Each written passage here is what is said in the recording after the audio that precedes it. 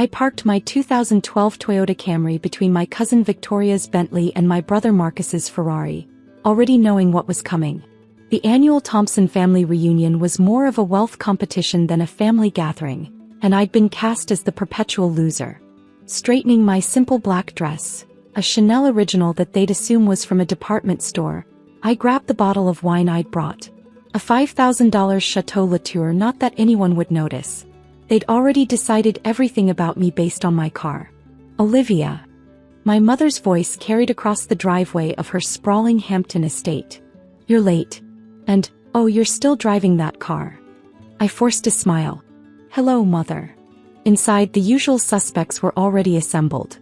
Victoria showing off her latest diamond bracelet to our cousin Emma. Marcus loudly discussing his hedge fund's recent success. And Aunt Patricia critiquing everyone's life choices while sipping expensive champagne. Still slumming it at that startup job? Marcus called out using the nickname I hated. If he only knew that my startup job was actually my own company, Thompson Tech Solutions, currently valued at $3.2 billion. But they didn't need to know that. Not yet. The car's still running okay? Victoria added with fake concern. I know a great dealer if you're finally ready to upgrade. Though you might need to check your credit score first. I set my wine bottle on the kitchen counter, watching as my mother immediately replaced it with something from her own collection. My $5,000 bottle would probably end up in her cooking. Olivia is just practical, my mother said diplomatically. Not everyone needs luxury items to be happy. The way she said practical made it sound like a terminal illness. I checked my phone, confirming what I already knew. My company's stock had jumped another 20% today after our latest acquisition. The transaction that would shock my entire family was nearly complete. Did you hear about Victoria's promotion? My father jumped in. Senior VP at Goldman Sachs. And Marcus just closed a $100 million deal for his fund. That's wonderful, I said, taking a seat at the massive dining table. Congratulations. Emma leaned forward, her designer dress probably worth more than what they thought I made in a month. Olivia dear, I know a great financial advisor. You really should start thinking about your future. My future. I suppressed a smile, thinking about the meeting I'd had this morning with my board of directors. We just acquired our biggest competitor for $4.1 billion. A deal I'd orchestrated while my family thought I was struggling at some entry-level tech job. Thanks, Emma. I'll think about it. The dinner proceeded as usual. Victoria detailed her recent trip to the Maldives. Marcus bragged about his new vacation home in Aspen. My mother expertly directed the conversation to highlight everyone's successes while glossing over my apparent lack thereof. Olivia is doing her best, she'd say whenever anyone asked about me. She's always been different. Different because I'd chosen to build something from scratch instead of following their prescribed path of investment banking or law. Because I'd lived modestly while secretly growing my company into a tech giant. Because I'd never felt the need to prove my worth through designer labels and luxury cars. At least tell me you're dating someone successful, Aunt Patricia prodded. You're not getting any younger, dear. I thought about Daniel, the brilliant engineer I'd been seeing for 6 months. They'd probably be shocked to learn he was worth over $500 million from his own tech ventures. But like me, he preferred keeping a low profile. Just focusing on work right now, I replied. Victoria rolled her eyes. Of course you are. Though what kind of work can you really be doing at? What's the company called again? Thompson Tech Solutions, I said quietly. Never heard of it, Marcus declared. Must be one of those little startup things that'll be gone in a year. If he'd bothered to read any financial news, he'd know that Thompson Tech Solutions was revolutionizing artificial intelligence and cloud computing. We'd been featured in Forbes twice this year alone. My phone buzzed. My assistant's name appeared on the screen. She knew not to interrupt family dinner unless it was urgent. Excuse me, I said, standing up. I need to take this. Really, Olivia? My mother frowned. It's rude to take calls at dinner. I stepped away from the table anyway, feeling their judgmental stares. Angela, what's wrong? Miss Thompson, I'm sorry to interrupt, but there's an issue with the jet. The maintenance team in Dubai needs your approval for some upgrades before your flight to Singapore next week. I could feel Victoria trying to eavesdrop. The jet? She whispered to Emma. Must be her company's courier service or something. If they only knew the courier service was my personal Gulfstream G650. Little did they know this dinner was about to take a very interesting turn. The carefully constructed facade I'd maintained for years was about to crack. And the family that had dismissed me for so long was about to learn exactly who they'd been underestimating. I smiled into the phone, ready to begin the show I'd been rehearsing for years. "Tell them to proceed with the upgrades," I said clearly, watching their expressions shift from dismissive to confused. "And make sure the pilot files the flight plan for Singapore with a stopover in Tokyo. I have that meeting with our Japanese investors." The table had gone silent. Even Marcus had stopped mid-brag. What came next would change everything. But that was just the beginning of what I had planned for this evening. "Also," Angela continued, "Mr. Chin from the board wanted to confirm your availability for tomorrow's press conference about the acquisition." "Yes, I'll be there," I said, deliberately raising my voice slightly. "Make sure the PR team has the statement ready about our $4.1 billion purchase of Nextech Industries." I heard a wine glass shatter. Victoria's perfectly manicured hand had slipped, sending her burgundy spreading across her designer dress. "Is that all, Angela? Just one more thing. Forbes wants to update your net worth for their 40 under 40 list. Should I give them the current figure or wait until after the acquisition goes public?" I turned back to the table, meeting their shocked stares. "Let's wait. The stock jump from today's news should be interesting." I hung up, tucking my phone away as I returned to my seat. The silence was deafening. My mother's fork hung halfway to her mouth. Marcus's face had lost its smug smile. Emma was frantically Googling on her phone, probably searching for Thompson Tech Solutions. "Olivia," my father finally managed, "what was that about a jet?" I took another sip of wine, savoring the moment I'd been waiting for all these years. "Oh, didn't I mention? I need to cut dinner short. I have a flight to catch." The silence that followed felt like it could shatter glass. Victoria was the first to recover, her wine-stained dress forgotten. "You're lying," she accused, her voice shrill. "This is some kind of joke." I pulled out my phone again, opening the Bloomberg app. Thompson Tech Solutions current market cap $3.2 billion. "Sue, Olivia Thompson." I slid the phone across the table. "Feel free to fact-check." Marcus grabbed the phone, his hands actually shaking. This can't be right. You're nothing. You drive a Camry." "Because I choose to," I replied calmly. "Unlike some people, I don't need expensive cars to prove my worth." Emma was still frantically Googling. "Oh my God," she whispered. "She's telling the truth. Olivia's on Forbes 30 under 30. She's been on CNBC. There are articles about her everywhere." My mother's face had gone pale.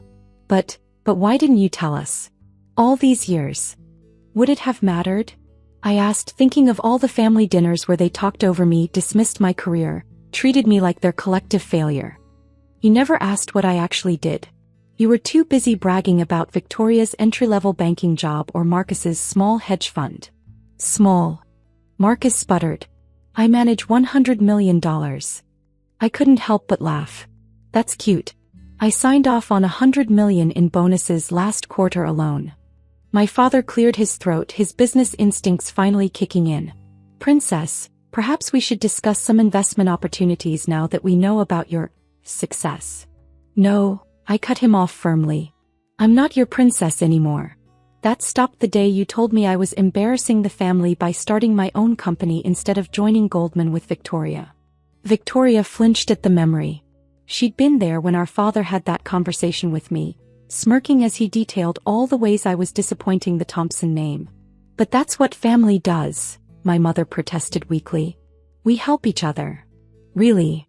I raised an eyebrow. "Like when you helped Victoria with the down payment on her Bentley while telling me I needed to learn financial responsibility? Or when you funded Marcus's startup fund but called my business plan unrealistic?" Aunt Patricia, never one to miss an opportunity, leaned forward. "Darling, now that we know about your position, you simply must join the country club. I'll sponsor you myself." The same country club that rejected my application last year because my car wasn't appropriate? I smiled coldly. "I bought it last month. The members just don't know yet." Another wine glass hit the table too hard. This time it was Marcus's. My phone buzzed again. A text from Daniel. "Your pilot called me. Want me to bring the Aston Martin to pick you up instead of the usual car? I texted back, no, let's stick to the plan. The Camry is perfect for tonight. Olivia.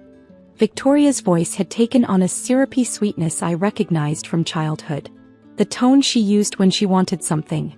I've actually been thinking about leaving Goldman. Maybe we could discuss some opportunities at your company.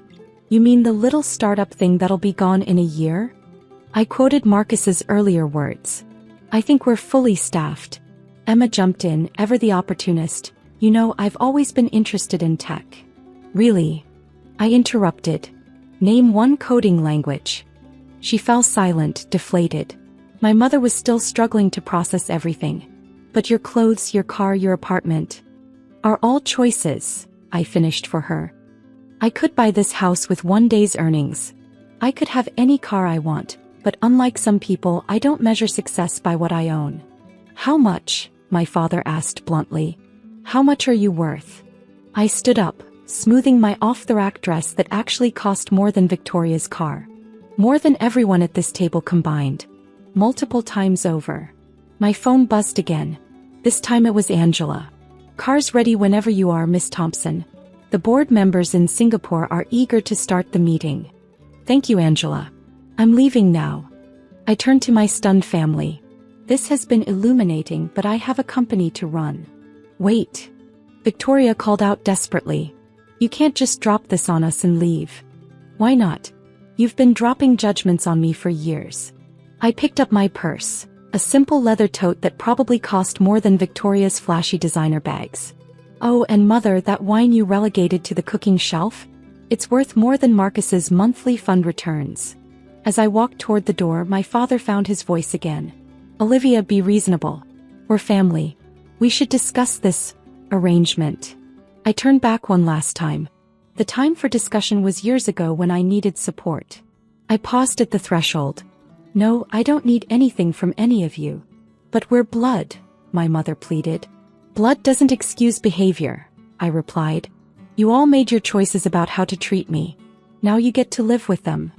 Outside, my faithful Camry waited.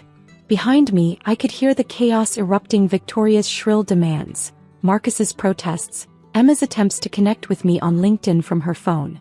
As I drove away, my mother ran out to the driveway. Olivia, please. We can start over. I didn't stop. The real show was about to begin, and tomorrow's press conference would be just the first act. The next morning, my family's attempts to contact me started in earnest. Victoria. Hey sis, remember when I helped you with your college applications? Good times. Let's do lunch. Marcus. Liv, got some amazing investment opportunities to discuss. Call me. Emma. LinkedIn says you're hiring. Coffee soon. Then the emails. Mother, darling, I've been thinking about all the wonderful memories we could make together now. Father, princess, let's discuss how to integrate your success into the family's legacy. I forwarded them all to my assistant with one instruction: add to the blocked list. At the press conference announcing the next tech acquisition, a reporter asked about my modest lifestyle despite my wealth. Success isn't about what you own, I told her. It's about what you build. The story made headlines: tech's secret billionaire, the CEO who drives a Camry. Victoria saw it and tried a new approach. I always knew you were special, sis. Remember how I used to let you borrow my clothes? I remembered. I also remembered how she told everyone I couldn't afford my own. Marcus attempted to pitch his fund to my board members, somehow getting their contact information. They sent his proposal straight to spam. My mother joined every charity board she could find, suddenly passionate about supporting young entrepreneurs. She made sure to mention her successful tech CEO daughter at every meeting. A month after the dinner, I received an invitation to the family's annual charity gala. The note read, "Special guest of honor, Olivia Thompson, tech visionary." I sent back a simple response: unable to attend, prior commitment in Singapore. I was actually in town that weekend, working from my penthouse office while they posed for photos and pretended they'd always believed in me. Victoria gave an interview to the local paper about how she'd inspired her sister's success. Marcus told anyone who would listen about our close relationship. The truth? They hadn't inspired anything except my determination to succeed despite them. Last week, Victoria lost her job at Goldman Sachs. Budget cuts. She sent me her resume with a note. Family first, right? Marcus's fund lost its biggest investor. He tried to schedule a meeting with my investment team.